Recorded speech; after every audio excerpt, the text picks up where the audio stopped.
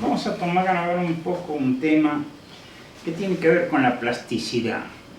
La plasticidad es una propiedad fundamental del tejido nervioso que permite adaptar el funcionamiento a todos los niveles, desde lo molecular y celular, lo epigenético, es decir, la transcripción o no de determinadas proteínas, a las situaciones cambiantes del entorno. Esas situaciones cambiantes del entorno hacen necesaria la modificación del funcionamiento del sistema nervioso central. ¿Para qué? Para permitir la supervivencia. Y ahí aparece inmediatamente la interacción de los genes con el entorno, es decir, la manera como se da la vinculación entre el genoma invariable que todos poseemos y el epigenoma, es decir, aquello que permite que los eventos externos cambien la manera como se expresan las proteínas, cómo se expresan las funciones, cómo se expresan las estructuras del sistema nervioso central para permitir la supervivencia. Y ahí hay dos conceptos que son interesantes. Uno es la resiliencia. Una definición de un libro, es una definición literaria, digamos, o sea, dice que la resiliencia es una cualidad misteriosa y designa la facultad que tiene un sistema, un cuerpo, una mente o un organismo para recobrar su estado de equilibrio después de una alteración grave, de seguir funcionando, de seguir viviendo, de seguir avanzando y de sobreponerse a los sucesos traumáticos. La resiliencia vendría a ser la inversa del trastorno de estrés postraumático. Esto sería una resiliencia postraumática, es decir, el evento que genera la resiliencia es el mismo evento que puede generar un estrés postraumático, pero en este caso genera todo lo contrario, es decir, la inversa del trastorno de estrés postraumático. Y ahora vamos a hablar un poco de el estrés en el periodo de desarrollo, es decir, cuando tiene que vincularse con la remodelación del sistema nervioso durante el periodo perinatal. Durante el desarrollo del sistema nervioso central se producen una gran cantidad de conexiones nerviosas a partir de una especie de arborización y formación de millones de contactos sinápticos, y de esos contactos sinápticos, cuando empieza a funcionar la maquinaria nerviosa, solo deben sobrevivir de esos contactos sinápticos aquellos que tienen que cumplir una función. Los que no cumplen la función mueren. Úselo o muera. Es decir, úselo o piérdalo. Es el fenómeno, el evento plástico más importante. Incluso últimamente, en un comentario que salió en el Nature Reviews, dice que durante el desarrollo en ratones, el pruning, el podado de los contactos sinápticos los efectúa la microglía, y que hay un factor que se llama, es una inmunoglobulina que se llama CD47, que previene el excesivo pruning, el excesivo podado que efectúa la microglía. Y ahí vemos un poco la microglía. Uno de los roles fundamentales de la microglía es podar, es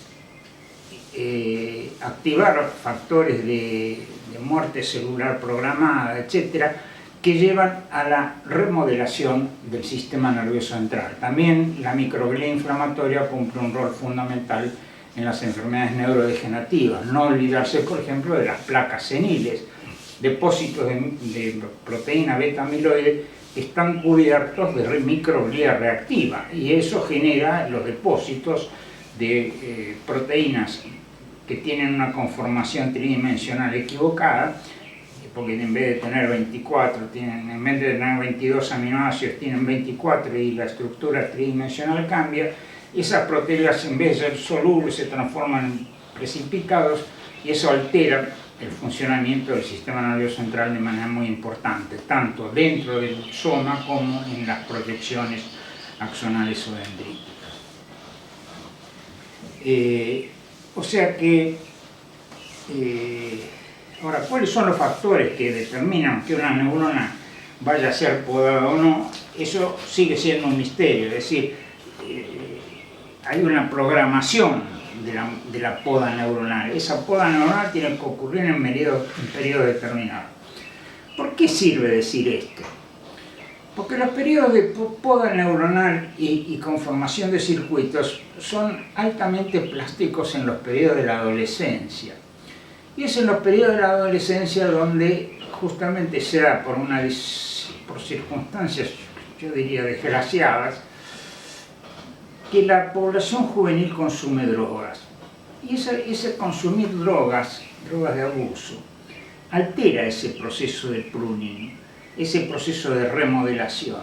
Y entonces quedan hiperexpresados ciertos genes que producen en su expresión a través de núcleos accumbens y la inervación dopaminérgica que proviene del área tegmental ventral, producen las sensaciones placenteras que acompañan a ese consumo de drogas. Esas sensaciones placenteras lamentablemente usan los mismos sistemas biológicos que son normales para las situaciones placenteras fisiológicas, las que permiten la supervivencia de los animales y los hombres, como es comer, como es beber, como es tener contactos sexuales para la reproducción de la especie, etc.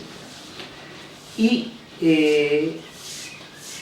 ese cambio en la expresión de las proteínas perdura con el tiempo, por lo cual uno podría decir que si una madre quiere a su hijo o un hijo quiere a su madre, ambos son adictos, es decir, hay una vinculación adictiva entre las personas, que se conoce con el nombre de empatía, ¿no? Es decir, el proceso de la empatía no deja de ser un proceso biológico muy similar al del proceso de la adicción, ¿eh? Dos polos de lo que serían las conductas morales. Por un lado, las despreciables, como es el consumo de drogas, que lleva a numerosos trastornos reversibles e irreversibles en la conducta de las personas, y por otro lado al amor, es decir, a las sensaciones más sublimes que vinculan a las personas entre sí. ¿Cuáles son los factores que en el desarrollo tienen que ver con los patrones de expresión genética que tienen que ver con la conformación de estos circuitos? Durante las últimas décadas, muchos esfuerzos de investigación sugieren que expresiones o experiencias estresantes durante la preñez tienen consecuencias a largo plazo sobre el bienestar mental. Y eso ocurre tanto para la madre como para su hijo. Los estudios epidemiológicos y las experiencias animales indican que tanto la exposición prenatal in útero como durante la vida temprana, es decir, la postnatal temprana, aumentan el riesgo de padecer tantos trastornos psiquiátricos como neurológicos, porque se produce una alterada regulación epigenética. Que la epigénesis es el modo como se activan o se desactivan los procesos de transcripción a partir del RNA. Entonces, estos procesos involucran factores que ayudan a la programación genética y por consiguiente a la transcripción, como la acetilación de las histonas, unas proteínas básicas que conforman el nucleosoma, o procesos de metilación represiva que tienden a comprimir la cromatina y por tanto dejan de expresar los RNA mensajeros necesarios para la síntesis de proteínas por parte de los microsomas.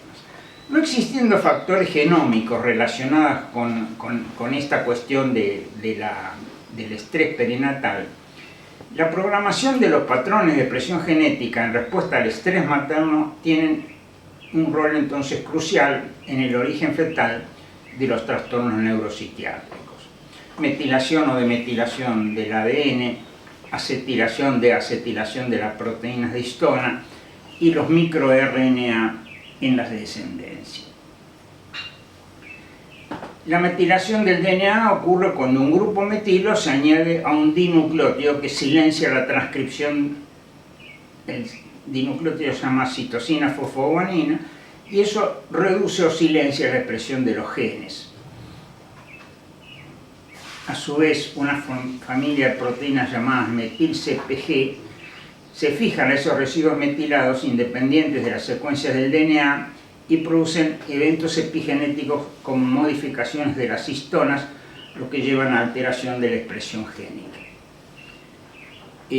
Hay una serie de metiltransferasas que metilan el DNA, como las metiltransferasas 1, 3A, 3B, que tienen actividad tanto en las células progenitoras del embrión como en el mantenimiento, es decir, en la fase S del ciclo celular. Eso quiere decir que no es que todas las proteínas tienen que estar expresándose permanentemente. Las proteínas tienen que expresarse en momentos oportunos, que sean necesarios para la conformación estructural o para la función que esas proteínas van a cumplir en la neurofisiología a todos los niveles, a nivel celular, a nivel sistémico, es decir, en las redes y finalmente en las salidas conductuales, que pueden transformarse, si se patologizan, en trastornos psiquiátricos o neurológicos. Los procesos, las modificaciones del DNA involucran entonces la metilación y formación de 5-metilcitosina, pero esta 5-metilcitosina se puede hidroxilar, se forma la 5-hidroximetilcitosina, que es lábil, y por consiguiente lo que había sido la represión de la transcripción se traduce en activación de la transcripción, es decir, el proceso de metilación y demetilación ocurre a través de la formación de la 5-metilcitosina, que es represiva de la expresión génica, o de 5-hidroximetilcitosina, que es activador de la expresión génica. Eso para resumir. Las modificaciones de las histonas implican mecanismos diversos como la fosforilación, acetilación, metilación, ubiquitinización, ribosilación, que ocurren en la cola N-terminal de las moléculas de histonas, que son proteínas básicas formadas por 146 pares de bases del DNA que rodean un octámero de histonas. La fosforilación de las histonas conduce a una activación de los genes, que son regulados a su vez por proteinfosfatasas y proteinquinasas.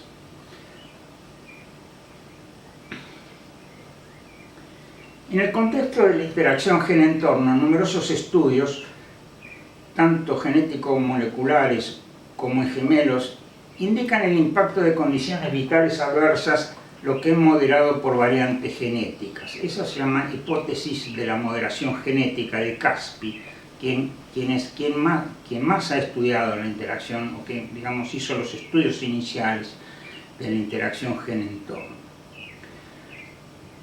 Los eventos genéticos y los eventos ambientales convergen entonces regulando la transcripción génica, cambios en la estructura cerebral, cambios en las respuestas endócrinas, cambios en las respuestas conductuales a través de procesamientos consecutivos a la exposición al estrés.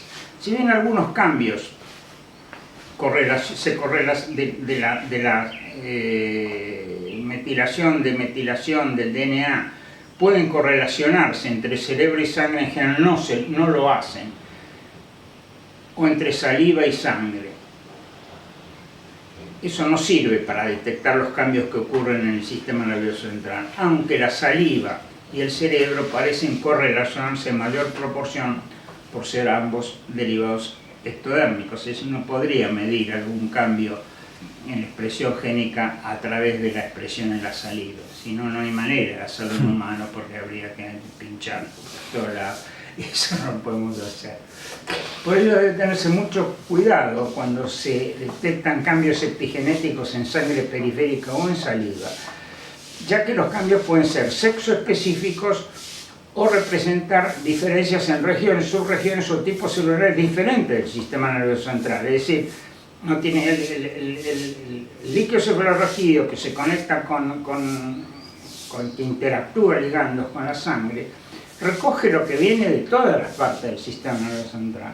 Pero esas partes pueden ser completamente distintas. Es decir, puede expresarse un gen en el núcleo accumbens y dejarse de expresar ese gen en la corteza frontal. Y cuando uno recoge la sangre, uno está haciendo un promedio de todas esas variaciones, y por eso no sirve. Como tampoco sirve la medición de los factores de crecimiento nervioso, como el BDNF en el plasma, y todo eso. Hay que apuntar a las cosas que ocurren en el cerebro. Y para eso se recurre a métodos de imagenología que pueden medir ciertos ligandos en el sistema nervioso central. Por ejemplo, ahora se utilizan en el Alzheimer las mediciones de beta-amiloide o proteína tau hiperfosforilada que forman los ovillos neurofibrilares, que son marcadores o se consideran marcadores de la enfermedad de Alzheimer. Se pueden medir a través de procedimientos imagenológicos,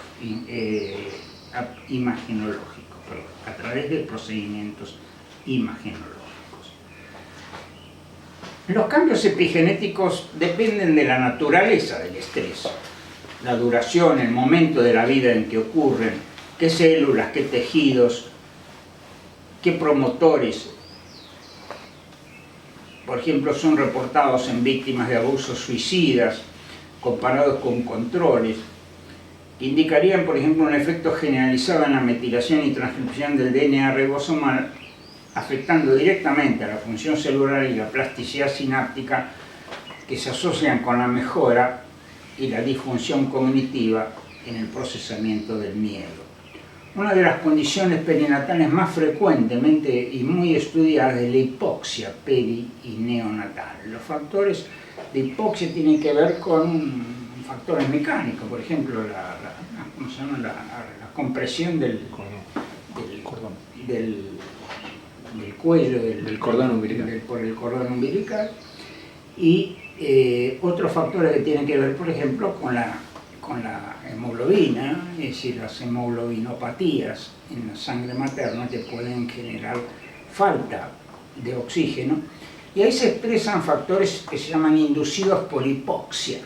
Esos factores inducidos por hipoxia, HIF, Hypoxia Inducible Factors, llevan a la adaptación celular, llevan a aumentar la angiogénesis y a mejorar la supervivencia celular. Es decir, que hay respuestas que tienden a oponerse al estrés perinatal que genera hipoxia.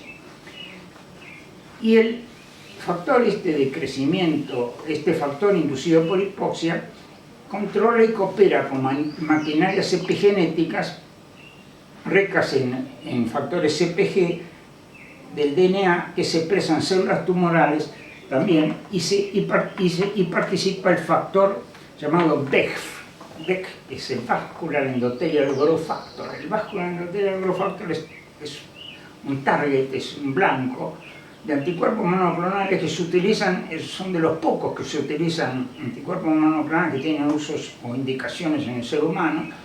Por ejemplo, un anticuerpo anti-BEGF se utiliza por inyección intravítrea en el tratamiento de la degeneración macular húmeda de la retina.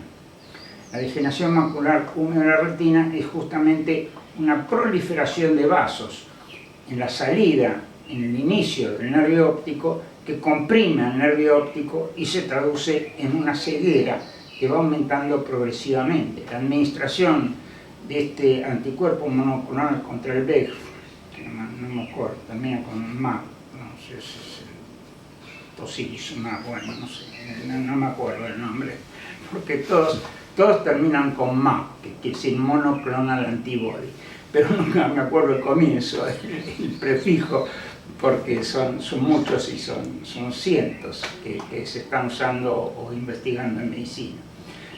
Justamente este factor ahora se empezó a fabricar en el país, se empezó a fabricar en la Argentina, a través de la creación de centros de alta ingeniería genética ubicados ahí en la calle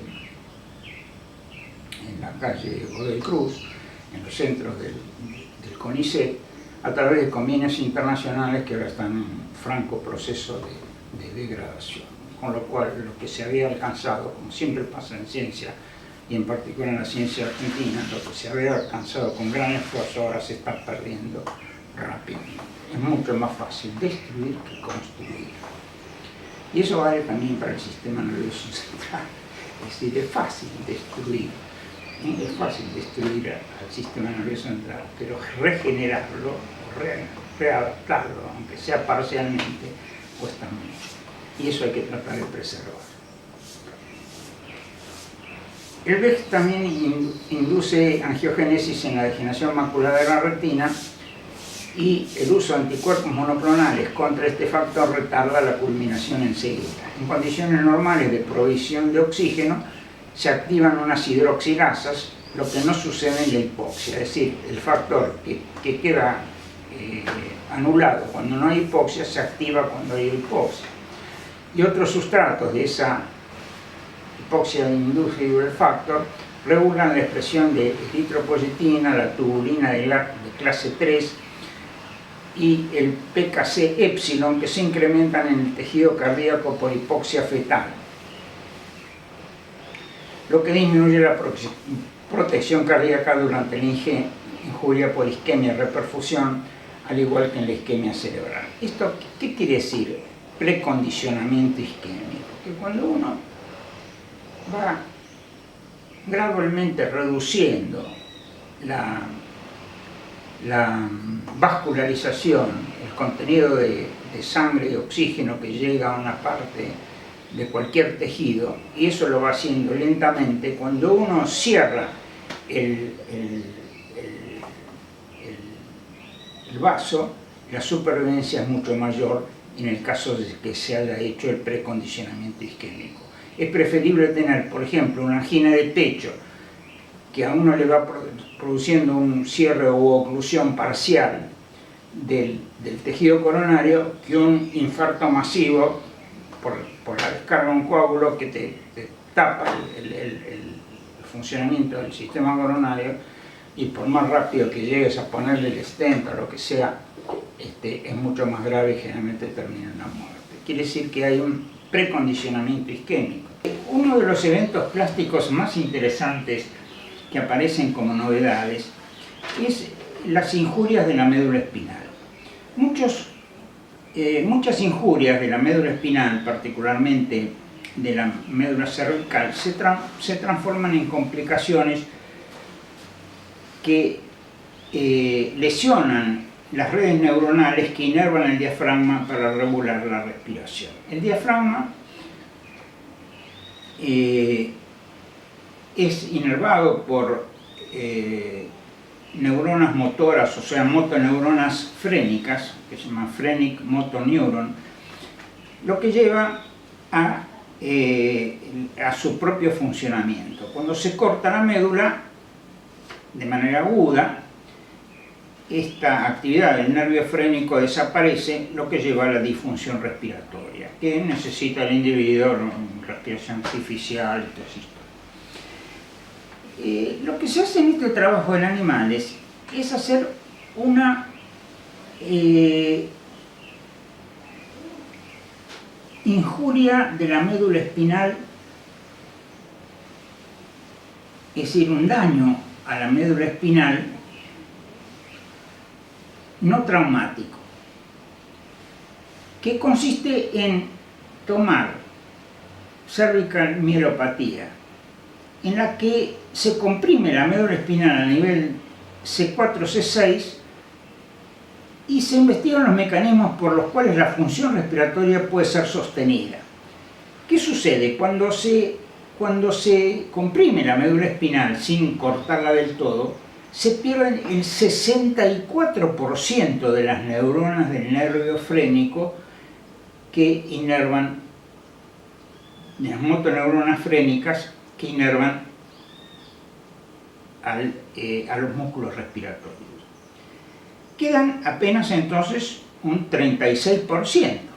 Bueno, resulta que después de esta injuria que es no total, no traumática, uno genera una injuria traumática,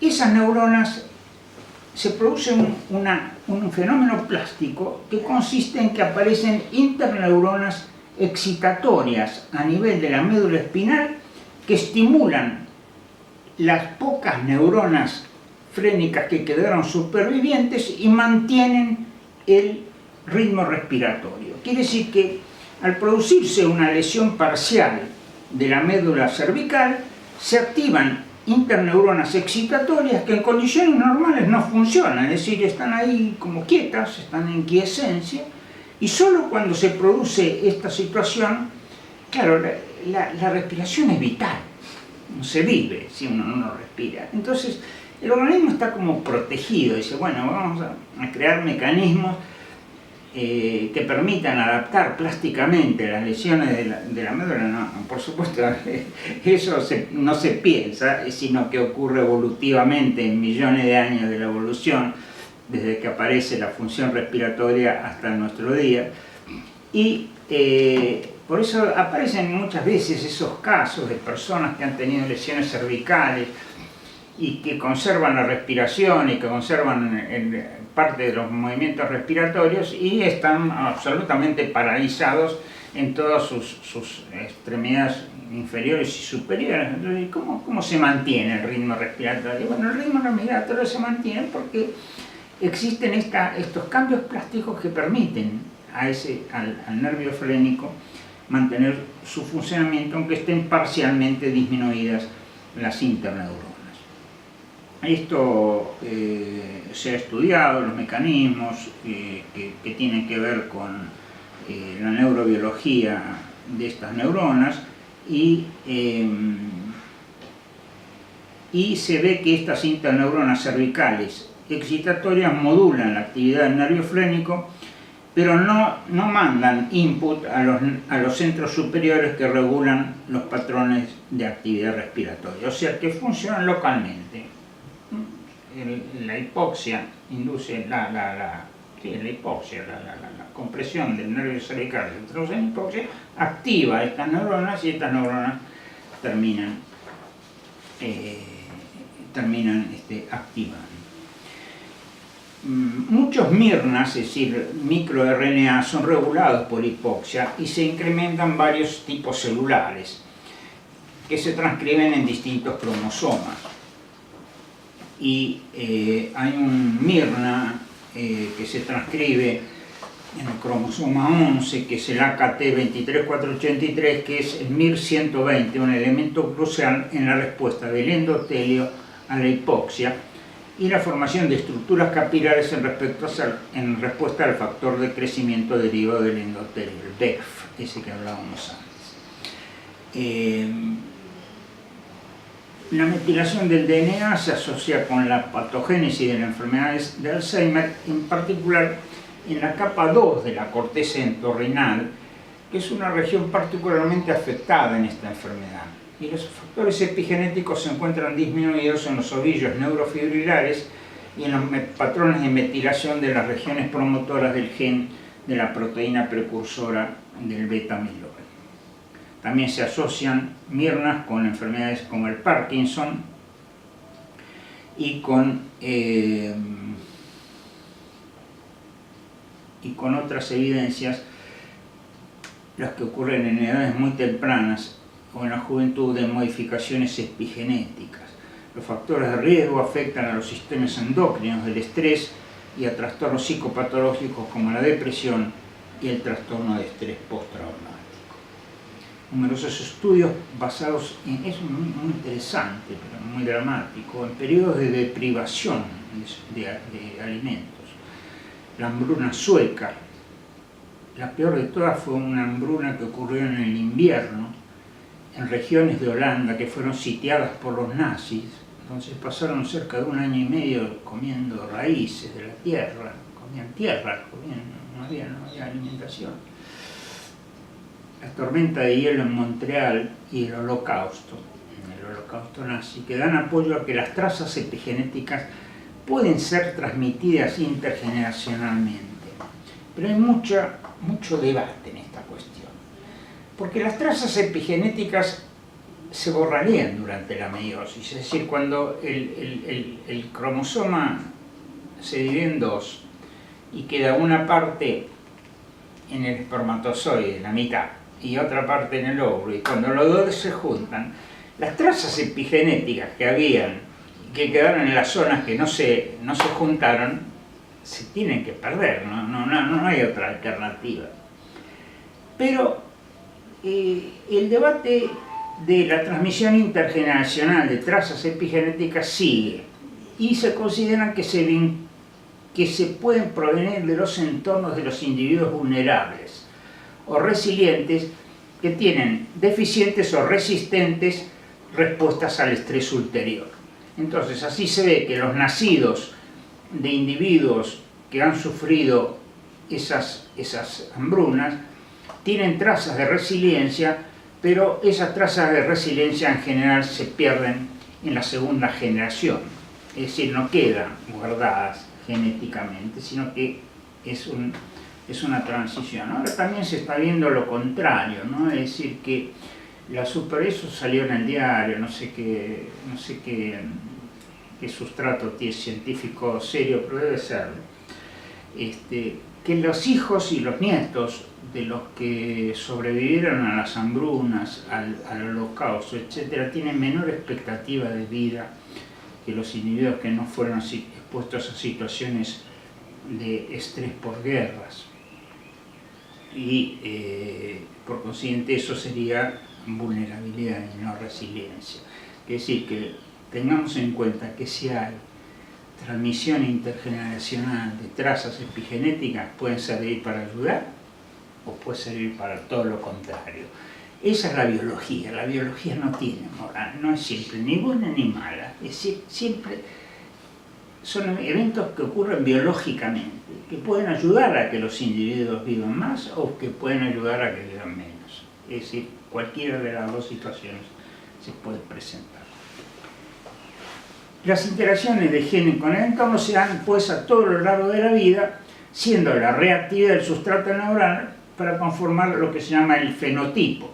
El fenotipo, que es como somos en un momento determinado, es un cambio continuo. ¿Sí? Yo soy distinto ahora a lo que era hace 10 minutos. ¿Por qué? Porque se han producido cambios que están vinculados a lo que yo he hecho en estos últimos 10 minutos y que tiene que ver con el funcionamiento de todo mi organismo, mientras que el genotipo es variable. Entonces el fenotipo es diacrónico, o sea, ocurre como una película, como el fotograma de una película, y cada momento en la vida tiene una imagen, ¿no? Después esas imágenes puestas en una máquina de reproducción cinematográfica se ven como un continuo, pero en verdad son fotos individuales.